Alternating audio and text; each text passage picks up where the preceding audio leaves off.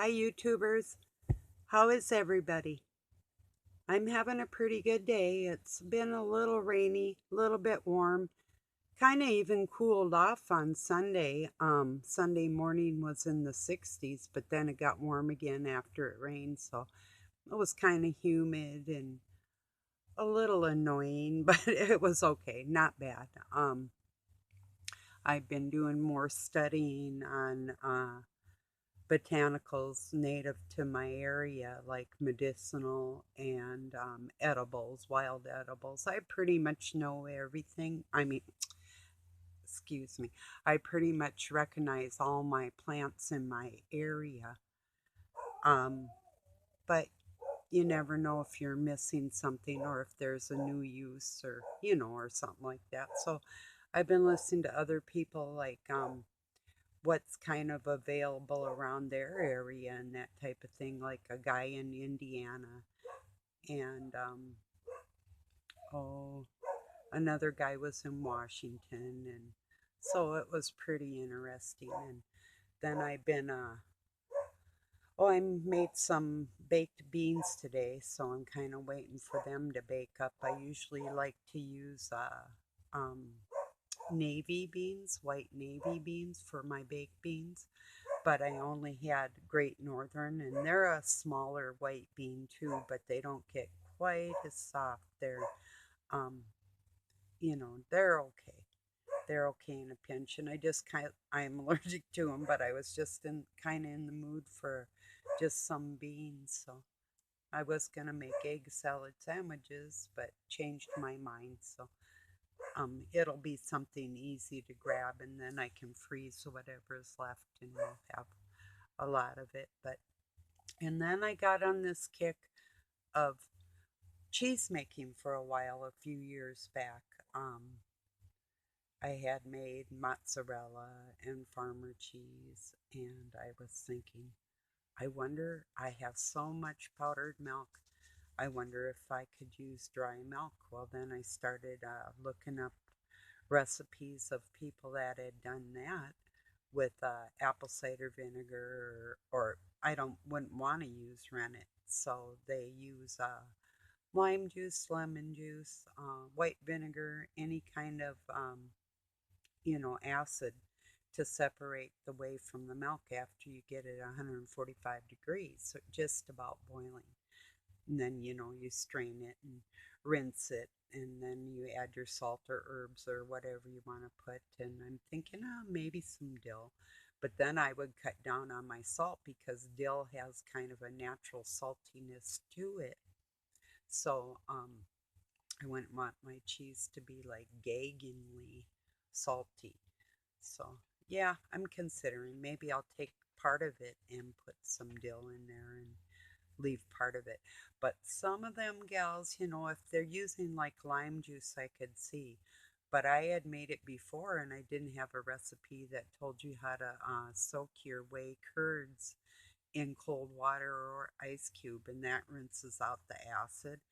And so my cheeses were sort of acidy. Well, I did rinse one just sort of out of natural instinct, but then I was watching this man and wife, I think they were, that made their cheese, and he was talking about how he rinsed it after he had got the whey out of there, dripped the whey down, kept the curds, and then they rinsed it in cool water. And I'm like, okay, yes, that makes perfect sense because then it takes the acidy flavor out of the process. And I was thinking, yeah, I wonder why other people don't do that or know that or say that.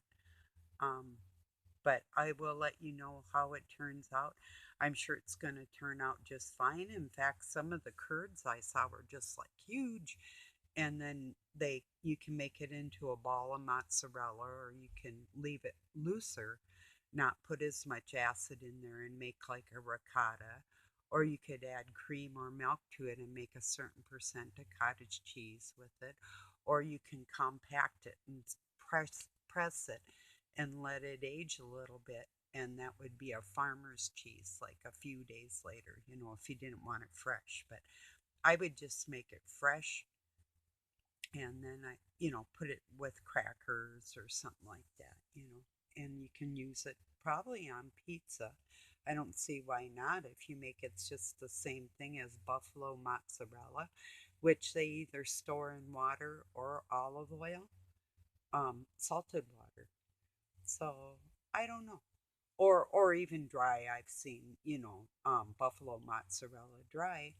It's just like regular or grated mozzarella, or mozzarella sticks, and um, you would pat it into a ball and stretch it and form it and stretch it and form it, that type of thing. So, yeah, I just thought I'd let you know what I've been doing lately. So, in between cooking and taking care of my horse and whatnot, and um, I am making the beans I've been studying. So it's like, what the heck? And then I watched how a lady made her um, floured tortillas, which I make too. And what I really, really love is lefse. It's a potato flatbread made with potatoes, flour, and butter, and then like the old timers would put a little sugar in there, but I don't because I think like potatoes are sweet enough anyway. And I worked in a factory where we made corn tortillas and we made lefse, and they just used shortening in theirs, and it still turned out okay, but it's not like mine. Mine are really, really good just with butter on them. I like tortillas just cold with butter on them too. I know the dough and the grease isn't really good for me or anything, but I do love my carbohydrates. I never realized how much. Um, but when I was working hard, I could eat like just a loaf of bread. I used to ball it up, like get just plain white bread and ball it up and eat balls of just dough, for the energy basically. So, oh, I got my protein though. I would get my protein in somehow, try to always. Mm. That same town I lived in is called Lake Park, Minnesota. Um, I lived outside of town too. I had a lake place, but when I was in town, I was remodeling a dance hall into my ex and I into office buildings for an IRS agent and an apartment in the back that remodeled and did everything. It was really beautiful. It was an old Quonset, and it was a dance hall I remember going to with my parents when I was pretty young, and bar or whatnot. But we really, really, and then there was a boardwalk. It was like Western style when we got done with it out in the front, and really nice, really cool. But and I got to help my boss pick out like the wallpapers and trim and different things, say, or windows, and like in the doorway we had like a half moon edged tiles that looked like stonework before you got in it, which was ceramic, I do believe, before you got onto the carpeting, and then they had like a runner for, you know, where you go to hang up your coats and whatever, waiting room type of place. And so, that was pretty in the neatest. And then I do wallpapering and painting and interior design. So, the um, main area was a crushed suede steel blue, almost like a lakeland blue, um, felt like velvet wallpaper with light oak trim. It was so great, really pretty, turned out cool. And then my boss, the woman, she had a mural she had put in her office, and it was like a autumn scene, and that I put up in little patches. It was like a stick by number. Oh, I hated that thing, but it did come out beautiful. It was 18 feet, you know, incredible. 18 by 6, I think. Yeah, quite the quite the artwork on that. Getting every bubble out and wrinkle, and it was fun. It was time consuming, but it was fun to do. And make sure you can't see any seams. That's the art of wallpapering, So, and your corners and everything. Perfect. Perfect, perfect. It was so funny. This lady who was my boss, don't recall her name right now, don't want to. She was a little bit taller than me. She was like 5'11", and so she thought she was gonna wallpaper with me. And I did show her how, and we got the pre-stuck, but even with that, you want to get a little bit of glue and just back it with a little more glue. So I showed her how to grab it after we had the glue painted on and whatnot. I showed her how to grab it and place it on the wall. And you got to start on the ladder, start from the top up in the corner, and then work your way out and down and keep working out and down. And she got up there and she tried to place it, and it fell over on her, and it's gluey all over the place, and it wasn't the easiest. She got a little frustrated, but it probably didn't help that I was like inwardly laughing my off at her. Well, we had this thing going on. I had bought her Pacer, her car that she tried to drive into the garage, but got the fender instead. So I got a replacement fender for it. And she was always pissed off. I mean, she had a Cadillac, a brand new diesel Cadillac in 1979, so this little 76 Pacer wasn't really anything to her. She almost was going to junk it, and I got it for 350 bucks, and she was just really always upset about that. If she only knew that my ex had took it up into a great big town in North Dakota and came home with the keys without the car and said the engine blew up, which, whatever, um, then she would have been happy. So, but anyway, living in that town was really cool because some of my friends worked at a soybean factory, and there was sunflower seeds, and they would bring me big gallon jars of sunflower nuts and trail mixes and soy nuts, anything I wanted, just for free. Well, I would give them a little bit of, but they were my buddies. One was actually a reverend, so, birds of a feather. We both had faith. So, yeah, good people to have faith in, you know. So, anyway, yeah.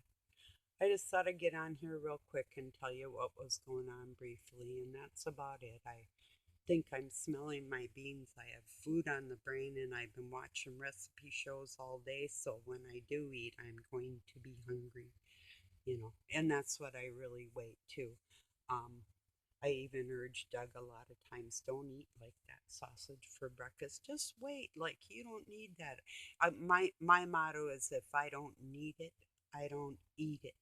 Although I do have my pig out days, I'll have like a couple days I just like really whatever and anything, and then I take care of myself. It's like I straighten up, and it's like, okay, this is healthy today, no sugar today, that type of thing. And then I'm really strict with it when I'm strict with it.